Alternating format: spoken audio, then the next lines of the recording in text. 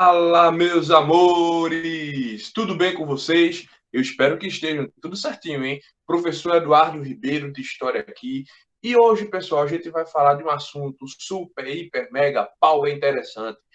Vamos falar de algumas mais civilizações da antiguidade. Sim, nas nossas aulas passadas, lembre-se que nós já falamos sobre Mesopotâmia, falamos sobre o Egito Antigo. Hoje nós vamos começar a falar um pouco sobre isso. Vamos falar sobre Índia, vamos falar sobre China e vamos falar um pouco também sobre o Japão antigo. Pois é, vamos falar sobre essas civilizações antigas que elas desempenharam um papel muito importante dentro das condições do Oriente.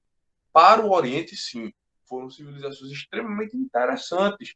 Para o mundo todo, também, não se pode esquecer de maneira nenhuma, sobre hipótese nenhuma, que a China antiga, por exemplo, é uma das civilizações mais antigas do mundo. Sim, uma das civilizações mais antigas do mundo. A China antiga, ela teve um esplendor muito grande no período da antiguidade. Então é sobre isto que hoje nós vamos começar a falar, hein? Então presta atenção nesta aula. Qualquer dúvida, coloca nos comentários que a gente vai responder com a maior alegria e felicidade do mundo. Tá ok, meus anjos? Espero que vocês todos entendam de forma bastante clara, de forma bastante interessante essa questão dessas civilizações antigas, tá certo? Bom, Índia, China e Japão antigo. Como vocês podem ver aí no slide, nós estamos vendo nossa capa, certo? Nosso objeto de estudo. Nós temos aí uma imagem representando cada civilização dessa. A gente tem um samurai, uma coisa típica japonesa. Nós temos a imagem de um deus indiano, que já vamos falar qual é, do que se trata. E temos também a imagem de chineses, certo? De uma elite chinesa. A gente observa muito isso pelas roupas, tá certo? Bom, partindo da Gênese, né? Do primeiro, do princípio, das primícias. Vamos falar logo da Índia. E uma coisa interessante para a gente observar dentro da Índia, antes de falar de qualquer civilização, de qualquer lugar do mundo, é sempre importante, eu digo que isso tem uma importância muito grande, a gente prestar as condições e a devida atenção nos fatores geográficos. Isso, pessoal, é importantíssimo. As condições geográficas, elas são importantes demais, demais mesmo. E dentro desse aspecto, a gente vai falar das condições geográficas. É interessante porque a gente consegue compreender como um determinado povo se desenvolveu, as características deste desenvolvimento e como este desenvolvimento ele foi possível, certo? Lembrando que isso é importante demais, tá certo? Sobre a Índia, como vocês podem observar aí no meu slide, certo? A Índia é um país de um relevo extremamente montanhoso. A gente tem aí na foto a Cordilheira do Himalaia, certo? Que é o segundo maior monte do mundo, perde para o Everest, mas a gente tem a Cordilheira do Himalaia, o que mostra que a Índia, de fato, ela tem um relevo extremamente montanhoso, o que não é uma coisa muito fácil de ser ocupada, nem tão pouco conquistada, certo? O que é que os indianos viviam de quê? Como vocês podem observar aqui na imagem, certo? Eles cultivavam cevada, sim, cevada, faz cerveja, certo? Só cerveja? Não. Também serve para ser consumida, certo? É um grão. Também serve para ser consumida de forma alimentícia. Mas ela também fabrica cerveja, certo? Trigo, todo mundo sabe, né, o que é trigo, para fazer massa, né? Pães. Melões, também em gêneros frutíferos. Os melões indianos eram um dos mais conhecidos no mundo e eles ganhavam muito dinheiro trabalhando no comércio com os melões. Mas a Índia antiga também era muito caracterizada por isso aqui, ó, produção artesanal. Esta produção artesanal, pessoal, é importantíssima. Quem nunca ouviu falar dos artesanatos indianos. Isso até a data de hoje. Camisas, certo? Estilos de roupa, produções manuais, como cestos ou coisas do tipo. Todo mundo conhece as produções indianas, certo? Eu acho que isso não é uma novidade para absolutamente ninguém, certo? O artesanato indiano, até hoje, é considerado um dos melhores do mundo. Comércio extremamente forte. Isso se dava porque o solo não é fértil o suficiente para plantar e produzir muita coisa, certo? Muita além disso que a gente já falou. Então, o comércio forte ele é uma característica que vai se sobressair muito na Índia, porque ele é necessário, ele é fundamental para um bom estabelecimento da sociedade, certo? Isso é fundamental. E essa região aqui, certo? Ela está ocupada e estabelecida desde a pré-história. Então, desde o período pré-histórico, nós temos ocupação nesta região. Sim, é uma ocupação extremamente antiga, certo? Uma ocupação extremamente antiga. Isso aqui não é uma ocupação que cai do dia para a noite. A Índia também, assim como a China e o Japão, né, como a gente já falou, a Índia também é uma das civilizações mais antigas do mundo, certo? Mais antigas do mundo. E que tem características muito peculiares, diga-se passagem, tá certo? Alguma dúvida? Se tiverem, deixa nos comentários até aqui, tá certo? A gênese de uma ocupação indiana, digamos assim. Vejam, a Índia ela se ocupa, se sedentariza nessa região, uma região montanhosa, e com pouco tempo, aqueles vários agrupamentos de seres humanos, aqueles vários agrupamentos, eles montam um pequeno reinozinho, que a gente vai dar o nome de Reino de Magda, certo? O Reino de Magda, ele é muito interessante porque ficou estabelecido próximo, a uma proximidade muito grande ao Rio Ganges, e mais tarde a gente vai falar muito sobre ele, para a cultura, a religião da sociedade indiana, ele tem um papel extremamente importante, porque o rio Ganges ele também é considerado um rio sagrado, e vai haver, posteriormente, uma tradição de que, por mais que esse rio é sagrado, as pessoas têm que se banhar nele, têm que cultuá-lo. Então, os mortos, por exemplo, não nesse período, mas um pouco depois, eles vão passar a ser jogados dentro do rio Ganges. Se ter essa ideia de sacralidade do rio, certo? Você tem essa ideia de sacralidade do rio. Hoje, o Ganges é o rio mais poluído do mundo, de longe, certo? O rio mais poluído do mundo. As pessoas, quando morrem, os corpos são colocados lá dentro, porque acredito que estão colocando a mão dos deuses. E aí, mesmo assim, as pessoas vão tomar banho neste rio, certo? As pessoas vão tomar banho neste rio, as pessoas vão se banhar neste rio, as pessoas vão ocupar este rio.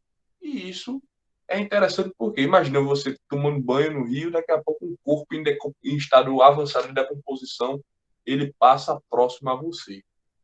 Complexo, né? Não, não é para todo mundo que aguentaria isso, não, hein?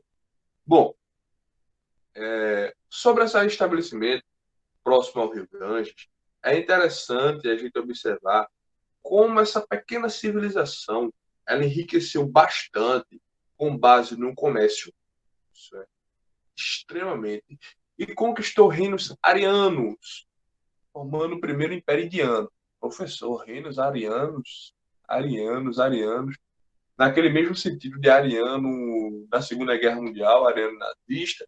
Bom, ariano é um tipo humano, certo? Um fenótipo humano. São pessoas tribos que viviam no norte da Europa e nessa região da Ásia.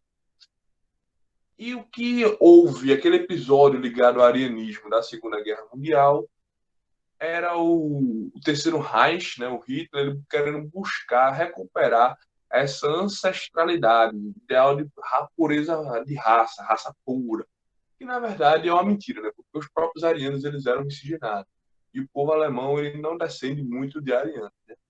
Isso é um discurso construído, mas isso aí é assunto para outra aula. Bom, características políticas. Os imperadores, eles tinham um poder supremo. Poder supremo, como assim?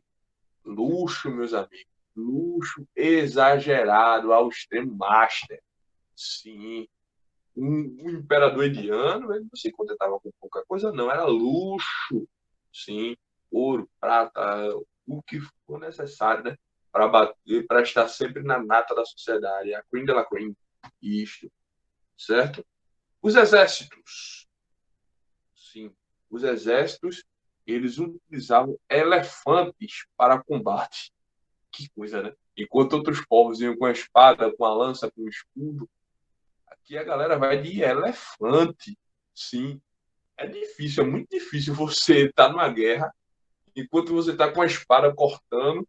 Daqui a pouco chega o exército inimigo montado no elefante. É complicado, né? Para a gente ter uma reação é muito difícil.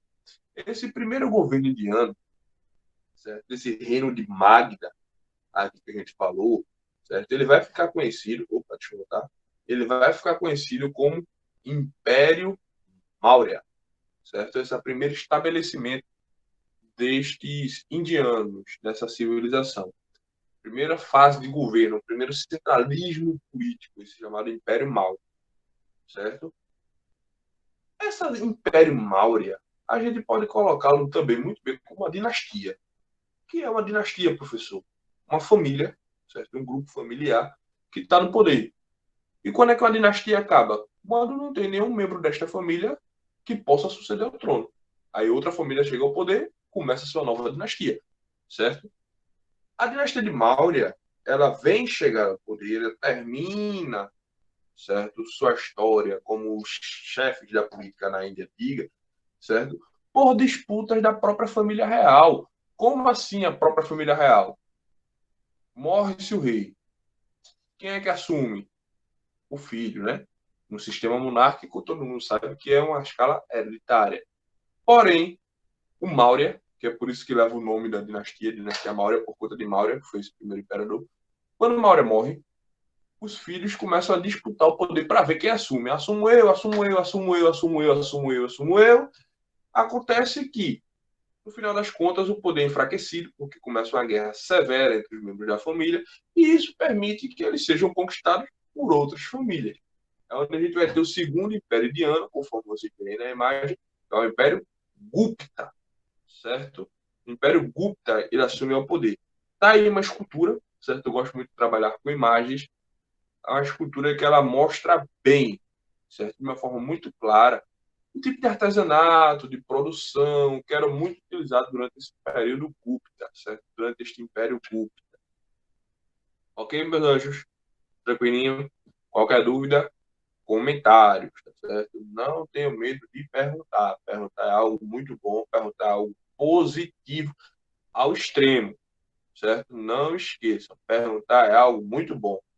Bom, com a queda de Maurya, o antigo reino Gupta ele domina todos os demais reinos e se torna esse novo império.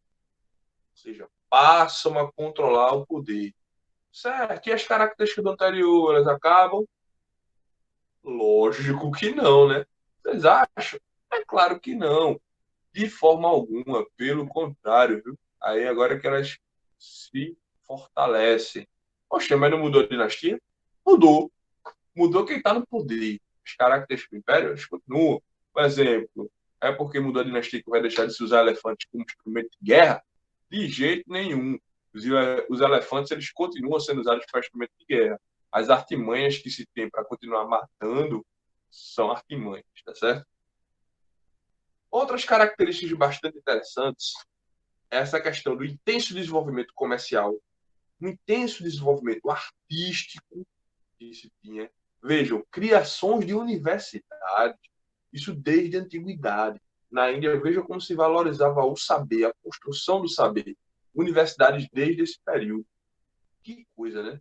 Enquanto em outras partes do mundo, o saber é relegado a segundo, terceiro, quarto, vigésimo plano. Na Índia, desde a antiguidade, se valorizava, certo?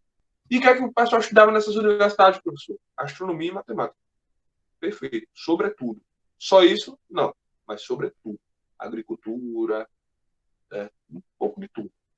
Professor, para que astronomia e matemática eram tão importantes dentro da civilização indiana? Por quê? Ora, simples. Astronomia para poder compreender os calendários. de saber a época de plantar, a época de colher, a época de enchente, a época de tudo. Se monta calendários a partir disso, certo? E a matemática, eu acho que é tão óbvio isso que eu não preciso nem explicar, né? Todo mundo sabe a importância ímpar que a matemática ela tem dentro da sociedade. Todo mundo sabe a importância que a matemática ela tem para tudo na vida. Tudo depende da matemática, não é isso? Para nós encerrarmos nossa aula de hoje, certo? Essa primeira aula de hoje, seu fim, o fim do Império Gupta, ele veio logo após a invasão de outros povos da Ásia. Sim, migração de outros povos vão chegar, vão conquistar, e desta forma é que o Império Gupta ele vai ter fim. A Índia acabou com isso? Não, acabou essa dinastia, tá certo? E agora, o que é que vai rolar? O que é que vai acontecer? Tá curioso, é? Que bom que você tá curioso. Acompanhe a nossa próxima aula para descobrir, tá certo? Pessoal, para vocês um abraço, aquele abraço carinhoso, forte e até a nossa próxima aula, viu? Tchau, tchau.